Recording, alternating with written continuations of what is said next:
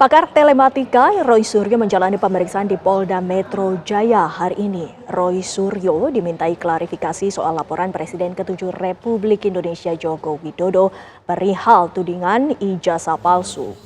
Roy mengaku menjawab sekitar 24 pertanyaan dari penyelidik Polda Metro Jaya. Roy Suryo menjadi satu dari 5 nama yang dilaporkan Jokowi terkait tudingan ijazah palsu ke Polda Metro Jaya. Selain Roy Suryo, Dr. Tifa juga menjalani pemeriksaan dengan kasus yang sama.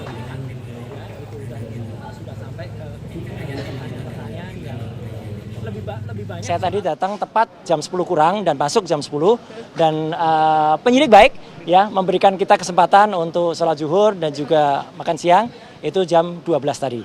Nah, saya tadi diperiksa sudah sampai pertanyaan ke-24.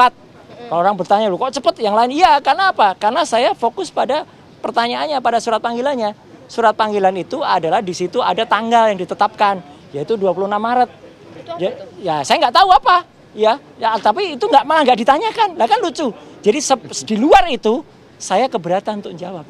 Ya. Tadi ditanyakan kok saya macam-macam lah, ada podcast ini, saya bilang, "Ada nggak podcast itu di surat ini?" Nggak ada. Ya udah.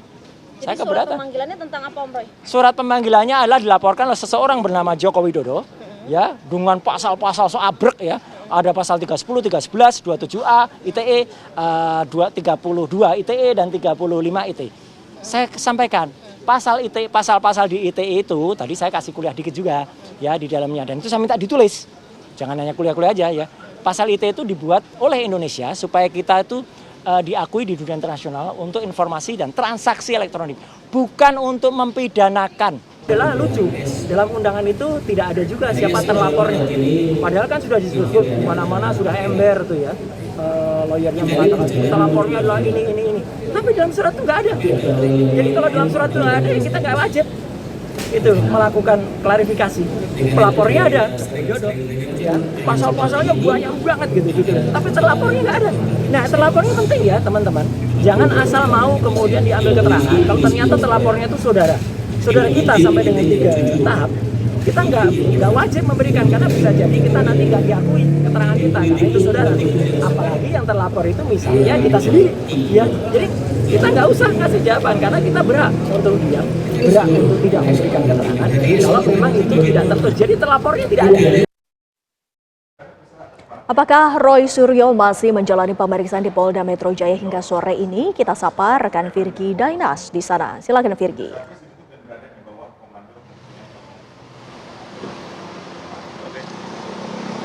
Ya, selamat sore Wendy dan juga pemirsa. Benar sekali, hari ini Kamis 15 Mei 2025, Roy Suryo selaku mantan Menteri Menpora di era SBY dipanggil untuk undangan klarifikasi atas tudingan kasus ijazah palsu Presiden ke-7 Republik Indonesia Joko Widodo. Tadi ia datang ke Polda Metro Jaya pukul 10 dan baru beberapa menit yang lalu selesai diperiksa sekitar pukul 3 sore. Berarti ada sekitar 4 sampai dengan 5 jam pemeriksaan. Hingga pemeriksaan tadi selesai, kami mendapatkan konfirmasi ada 26 pertanyaan yang dijawab oleh Roy kepada Polda Metro Jaya. Menariknya, kami mendapatkan 4 poin yang ia katakan setelah klarifikasinya kepada Polda Metro Jaya. Yang pertama, ia mengatakan hingga sampai saat ini ia masih bingung karena belum ada nama terlapor yang dicantumkan oleh penyidik Polda Metro Jaya kepada dirinya. Lalu yang poin kedua, ia juga mengatakan bahwa tempus delicti atau lectus delicti dalam bahasa hukum ini merupakan tempat pidana dan juga waktu terjadi pidana tidak jelas karena disebutkan di dalam undangan klarifikasi ini terjadi pada tanggal 26 Maret, sedangkan kegiatannya pada tanggal 26 Maret 2025 adalah buka bersama. Jadi ia masih menanyakan ini kepada Polda Metro Jaya.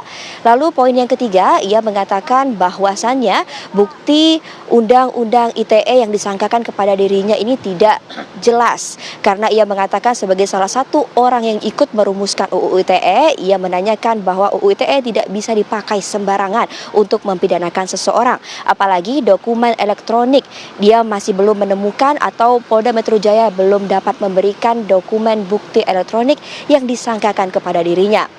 Dan poin yang keempat, tadi ia menyampaikan dan juga masih menekankan bahwasannya dirinya dan juga Dr. Tifa, ia yakin sekali tidak terlibat dalam tudingan ijazah palsu Joko Widodo karena bukti-bukti administratif yang belum jelas dilakukan oleh penyidik Polda Metro Jaya kepada dirinya dan juga Dr. Tifa. Dan ada sedikit pernyataan menarik dari dirinya tadi ketika ia mengatakan tersebar luas di media bahwa beberapa nama mangkir, salah satunya Abraham Samad, mantan Ketua Komisi Pemberantasan Korupsi tahun 2011 hingga 2015. Namun ia memberikan statement kepada media bahwasannya Abraham Samad nyatanya belum menerima undangan baik fisik maupun non-fisik dari penyidik Polda Metro Jaya atas undangan klarifikasi. Dan hingga sejauh ini kami masih menunggu terkait selesainya pemeriksaan Dr. Tifa, namun hingga 5 sampai dengan 6 jam pada pukul waktu yang sekarang Dr. Tifa juga masih belum selesai diperiksa, padahal tadi ia bersama dengan Roy Suryo dipanggil bersamaan dan masuk ke ruang pemeriksaan bersamaan. Sekian yang bisa dilaporkan, kembali ke Anda, Wendy.